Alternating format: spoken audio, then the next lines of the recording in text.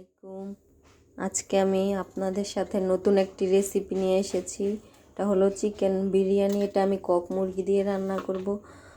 তো আগে থেকে এখানে 2টা কক মুরগি ধুয়ে পরিষ্কার করে নিয়েছি। 1 কেজি চাউল দিয়ে রান্না করব।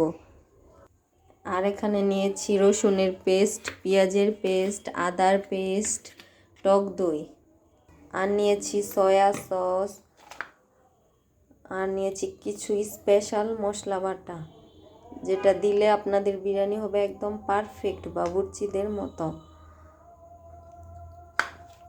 এটাতে হলো সাদা গোলমরিচ, কালো গোলমরিচ, শাহি জিরা, জায়ফল, জয়িত্রী, পোস্তদানা, কাঠবাদাম, চীনাবাদাম, পেস্তা বাদাম, কাজু বাদাম। আর এটাতে হলো রাঁধুনি বিরিয়ানি মিক্স মশলা।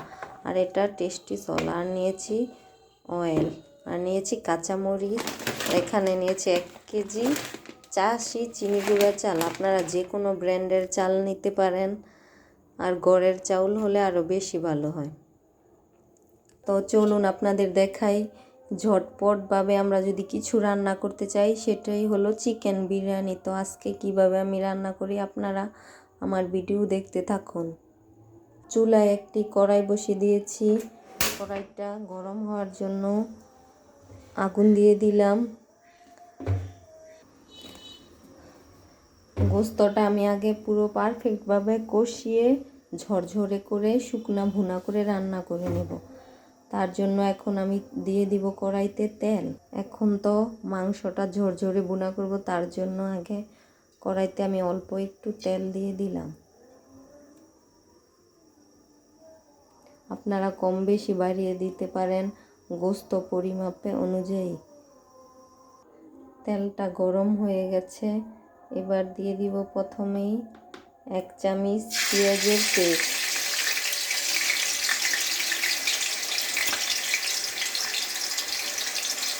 আর দিয়ে দিব 1 চামচ রসুনের পেস্ট, আর দিয়ে দিব 1 চামচ আদার পেস্ট। পেঁয়াজের পেস্ট আর একটু দিয়ে দিলাম অল্প একটু। এবার সবগুলো মশলা ভালো করে নেড়ে চেড়ে ভেজে নেব।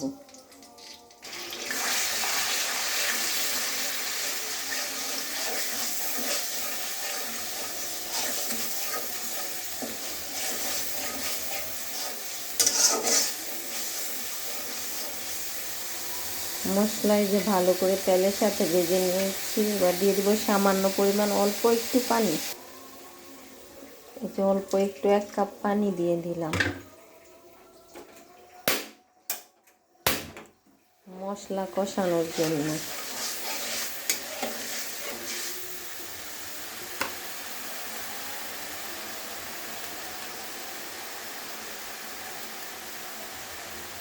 এবার দিয়ে দিব 1 চামচ লবণ। লবণটা ভালোভাবে মিক্স করে নিলাম। এবার দিয়ে দিব চিকেনগুলো।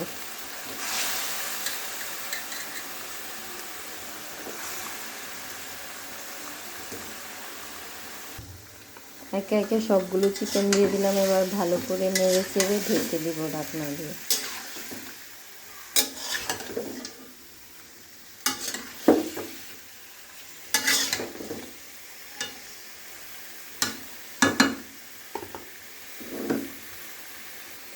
এই যে ঢাকনা দিয়ে ঢেকে দিলাম।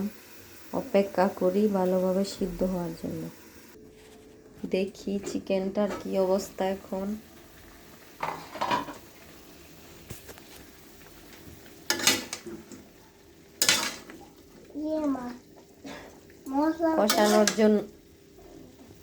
কষানোর জন্য দেখুন ভাপ উঠে গেছে।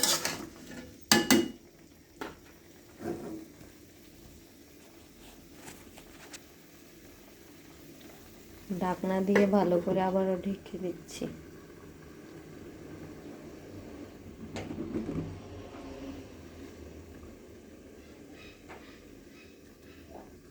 ঢাকনা দিয়ে ঢেকে দিলাম। চুলার আঁচটা লো মিডিয়ামে দিয়ে দিলাম।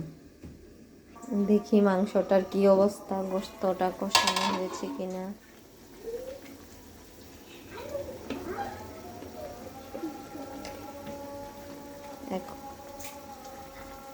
এখন দিয়ে দিব 2 টেবিল চামচ ধনিয়া গুঁড়া,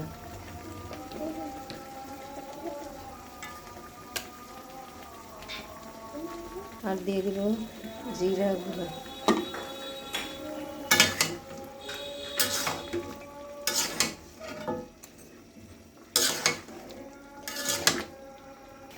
মশলা দুইটা ভালো করে নেড়ে চেড়ে মিক্স করে নিয়েছি, এবার আবারও ঢাকনা দিয়ে ঢেকে দেব। দেখি মাংসটার কি অবস্থা, শুকনা শুকনাভাবে শুকানো হয়েছে। হ্যাঁ দেখুন, মাংসটা বিরিয়ানির জন্য পারফেক্টভাবে শুকানো হয়ে গেছে। আর এই যে পানিও পারফেক্টভাবে ফুটে উঠেছে। তো এখানে আমি 7 কাপ চাউল হয়েছে, 14 কাপ পানি দিয়েছি। আপনারা চাউলের পরিমাণে দ্বিগুণ দিবেন। চুলা একটা বিরিয়ানি রান্নার জন্য বড় হাঁড়ি দিয়ে দিয়েছি। এবার চুলাটা জ্বালিয়ে দিলাম।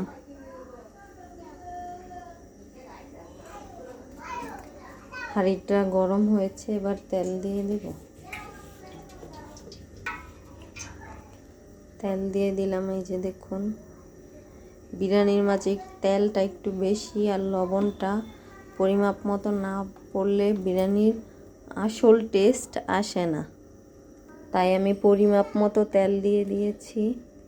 তেলটা গরম হয়ে গেছে, এবার দিয়ে দিব পেঁয়াজের পেস্ট।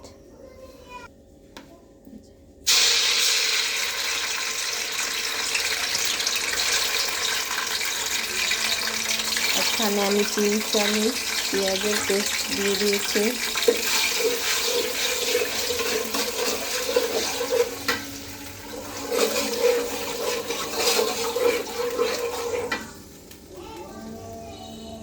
এবার দিয়ে দিব ওই যে বাটা মশলাগুলো।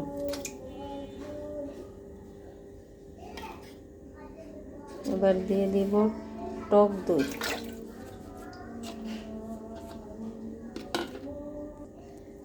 এই যে টমেটো সস দিয়ে দিলাম। এবার মশলাটা ভালোভাবে মিক্স করে নেব।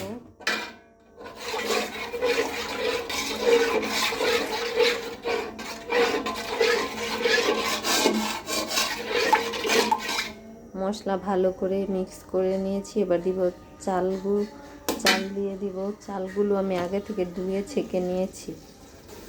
এই যে এখন দিয়ে দিচ্ছি চালগুলো আগে থেকে ধুয়ে ঝরিয়ে নিয়েছি পানিটা। এখন আর চালটা কোথায় ঝরঝরা হয়েছে।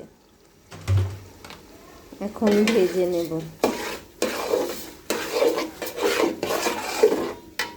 নেড়ে চেড়ে চালটা ভালো করে ভেজে নিয়েছি। এবার দিয়ে দিব সয়া সস।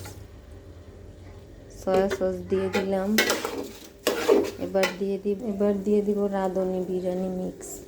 এখানে আমি 3 চামচ বিরিয়ানি মিক্স দিব রাঁধুনি, কারণ আমি অনেক মশলা দিয়েছি, এটা শুধু ফ্লেভার আসার জন্য দিব। যে রাঁধুনি বিরিয়ানি মশলা মিক্স দেওয়া হয়ে গেছে। এবার দিয়ে দিব টেস্টি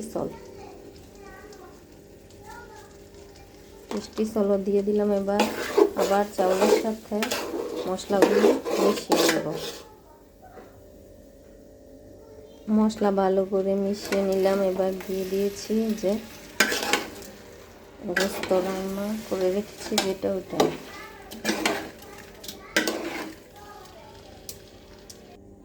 গোস্তটা দিয়ে দিলাম। এবার দিয়ে দিব ফুটন্ত গরম পানিটা। চাউলের দ্বিগুণ যদি গোস্তটা হয় তাহলে বিরিয়ানিটা খেতে খুব সুস্বাদু হয়। এই যে ফুটন্ত গরম পানি দিয়ে দিয়েছি। এবার পানির সাথে মশলা মাংস সব অ্যাড করে নেব।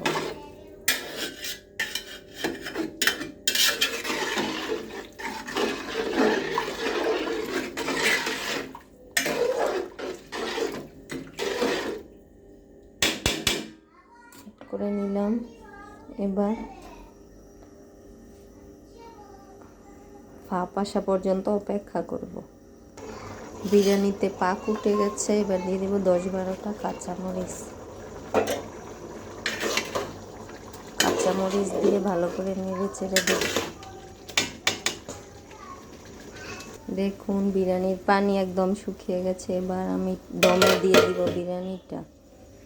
দমে দিয়ে দিলাম। দেখি আমার বিরিয়ানিটার কি অবস্থা দমে বসানোর পর। এখন চলে এলাম এই যে দেখুন দমে বসানোর পর কতটা পারফেক্টভাবে বিরিয়ানিটা হয়েছে, আর কালারটা কত সুন্দর হয়েছে দেখুন। আপনারা যদি আমার এরকম ঝরঝরে বিরিয়ানি পেতে চান তাহলে আমার ভিডিওটা ফলো করেন, দেখবেন পারফেক্ট বিরিয়ানি রান্না করতে পারবেন। আজকের ভিডিও এখানেই শেষ। আসসালামু আলাইকুম। পরবর্তী ভিডিওতে আপনাদের সাথে আবারও দেখা হবে।